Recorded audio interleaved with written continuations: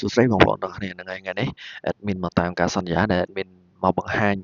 ពីរបៀបដាក់ dimension ព្រីព្រមតាម scale នៅក្នុង AutoCAD របស់យើងក្នុងនោះដែរវីដេអូដែល admin បានបង្ហាញនោះគឺពេលដែលយើងចូល layout ចេះឧទាហរណ៍ថាយើងគូរអានេះ scale លើ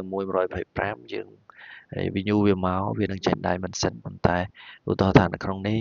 យើងគូរវានៅក្នុង scale 1នៅលើ50ពេលដែលយើងដាក់ dimension ហើយយើង view នៅក្នុង port នេះ1នៅលើ50វានឹងសូរកន្លែង scale 1លើ50នេះហើយក្នុងនេះដែរជាដំបូងបងប្អូនត្រូវតែបង្កើត dimension មួយសិនក្នុងនោះដែរ admin បង្ហាញទូទៅនៅក្នុង dimension នេះព្រោះឲ្យវាទូទៅហើយអានេះក្នុងនេះដែរ admin យកអាកន្លែង style របស់ standard dimension ហ្នឹងយកមក modify តែម្ដងហើយកន្លែងមួយចំនួនដែល admin ចង់ឲ្យបងប្អូនមើលនោះគឺកន្លែងនេះដោយសារ dimension ដែលយើងបង្កើតនេះគឺជា dimension annotative ដែលវាអាចព្រីព្រមតាម scale ដែលយើងគូរបានហើយក្នុងនោះដែរ admin មានពីរ3ចំណុចទេដែលត្រូវបង្ហាញនៅក្នុង dimension style នៅក្នុងនោះដែរកន្លែង arrowhead នេះបងប្អូនដឹងកន្លែងនេះក្បាលបំព្រួញរបស់ dimension នេះដែរ admin select យកប្រភេទនេះយកប្រភេទគូខ្វែងបន្ទាត់នេះហើយបន្ទាប់មកទៀត arrow size ដោយសារ dimension យើងនេះត្រូវដាក់នេះត្រូវធ្វើនេះគឺនៅលើ annotative មានន័យថាវាអាចនឹងបំរែបំព្រួលតាមនេះបានចឹង admin យកតែទំហំមួយឯងហើយសម្រាប់ text ដែរដូចគ្នា text ដូចតាក្បាលបំព្រួញនេះតែ admin យកពីរដើម្បីឲ្យរៀង clear បន្តិចហើយក្នុងនោះដែរកន្លែង text placement ទីតាំងរបស់ text នេះបងប្អូនរាល់ការផ្លាស់ប្ដូរបងប្អូនអាចសង្កេតមើលនៅនេះបានសង្កេតមើលលើនេះបានឧទាហរណ៍ថាកន្លែងនេះមិញ admin ចុចភ្លាមឃើញវាលោតមានន័យថាវាដាក់ frame នៅលើទំហំកន្លងជុំវិញអក្សររបស់យើងឃើញអត់ហើយ admin អត់ដាក់នាំតែញ៉ៃប៉ុន្តែនៅក្នុងនេះ text placement នេះឥឡូវឧទាហរណ៍ថាបើសិនជា admin ដូរពី center មកabout មកដាក់ center វាមានអីកើតឡើងវាមានអីគ្រាន់តែដូរ text ពីខាងលើ dimension មកចូលនៅកណ្ដាលប៉ុន្តែ admin ដាក់នៅពីខាងលើហើយតើតើនៅកន្លែងនេះដែរតើតើជាមួយកន្លែង precision នេះមានន័យថា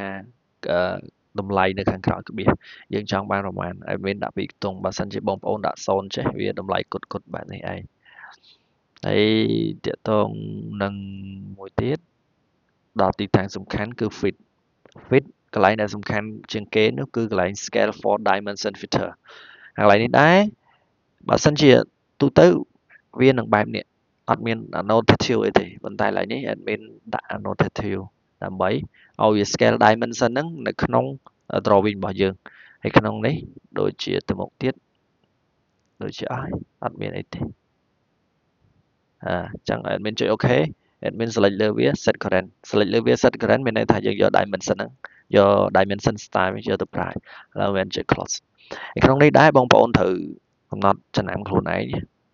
ឧទាហរណ៍ថា layout ដូច admin និយាយក្បាលវីដេអូអញ្ចឹង layout វាអាចគូរនៅលើ100 125 150តាម scale រៀងធំអញ្ចឹងទៅព្រោះអីតាម layout យើងធំដែរហើយក្នុងនេះដែរបងប្អូនមើលនេះអាប៉ែកខាងនេះឃើញមួយនៅលើ150 annotative scale of current view អញ្ចឹងមានន័យថាខ្ញុំប្រើ dimension ដែលយើង set មិញហ្នឹងគឺជា dimension ប្រភេទ annotative អញ្ចឹងឥឡូវ admin ថានេះថាជា layout ចុះ admin គូរចំណាំនេះមួយថា layout ចុះអានេះជា section detail ឥឡូវឈប់ admin ដាក់ដើម្បីឲ្យបងប្អូនស្រួលចំណាំដាក់ detail មានន័យថា detail ការងាររបស់យើងអានេះ layout admin ដាក់ layout ចឹងមានន័យថានេះជាការងារទាំងមូលរបស់យើងមក layout plan របស់យើងឥឡូវ admin ចង់គូរនៅលើ detail មុននេះហើយឥឡូវគូរលើ layout មុនគូរ layout មុនដោយសារ admin dimension នោះ admin ចង់ពេលដែល preview នៅលើ layout នេះចង់ preview នៅលើ scale 1 នៅលើ 125អញ្ចឹងមានន័យថា1នៅលើ 125យើងត្រូវបដូរនេះទៅជា1នៅលើ 125ដែរអញ្ចឹងដោយសារយើងបានកំណត់ dimension មិញយកមកប្រើហើយអា standard តែ annotative ហ្នឹងឥឡូវ admin យកមកចាក់លើហ្នឹងមក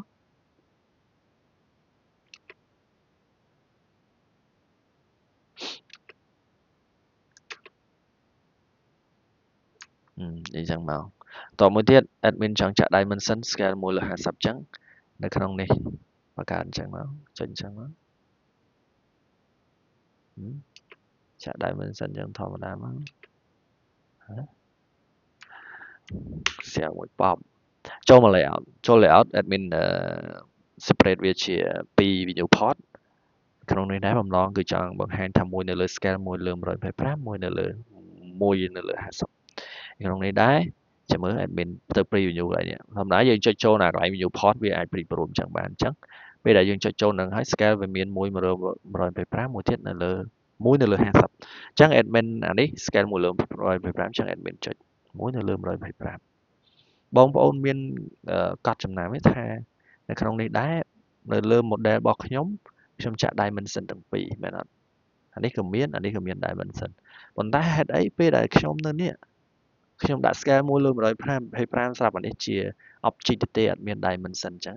នេះគឺជាចំណុចសំខាន់របស់ dimension annotative ហើយមួយទៀតនេះ scale នៅលើ100 1នៅលើ50វាមាន2ហើយគ្រាន់តែ admin zoom in zoom out វាបាត់ហើយ dimension នៅលើ scale 1លើ125ប៉ុន្តែនេះ1នៅលើ50ឥឡូវ admin ចង់ឲ្យវាត្រឹមត្រូវនេះដាក់លើនេះ1នៅលើ50ហេ dimension អានេះមានអានេះអត់ណាចំណុចពិសេសរបស់វាទាំងអស់ហ្នឹងហើយបើសម្រាប់បញ្ហាឬក៏អក្សរធំតូចអីបងប្អូនអាច check ជាក់ស្ដែងបានថាគួរតែដាក់ទំហំបែបណាដើម្បីឲ្យ fit ជាមួយនឹងការងារបងប្អូនហើយមួយទៀតដែរ admin ចង់ប្រាប់ពីកន្លែងដាក់scale នេះគេលោថាចង់ដាក់ scale 1នៅលើ200ហើយស្រាប់ទៅនៅលើនេះអត់មានអត់ដឹងថាដាក់ថាម៉េចដាក់យ៉ាងម៉េចឥឡូវ admin បង្ហាញកន្លែងនេះមួយទៀតចោះគឺពេលដែលយើងចុចចូលកន្លែងនេះមកយើង check មើលពាក្យថា custom ចុចលើ custom ហ្នឹងមកកុំខ្វល់លើអានេះចុចលើអាណាក៏បានដែរចុចពាក្យ add មានន័យថា name ឈ្មោះមកអានេះជាកំណត់ចំណាំរបស់យើងមកយើងចង់ដាក់មិនក៏បានឥឡូវ admin ចង់ដាក់ហ្នឹងមួយនៅលើ100 200អញ្ចឹងចុះឥឡូវ admin ដាក់ចំណាំអញ្ចឹងមកមួយនៅលើ200អានេះกระดาษអានេះ unit ដែលយើងចង់ scale អញ្ចឹងយើងដាក់អានេះ1អានេះ200អញ្ចឹងមានន័យថា drawing របស់យើងគូ1លើ200អញ្ចឹងចុច OK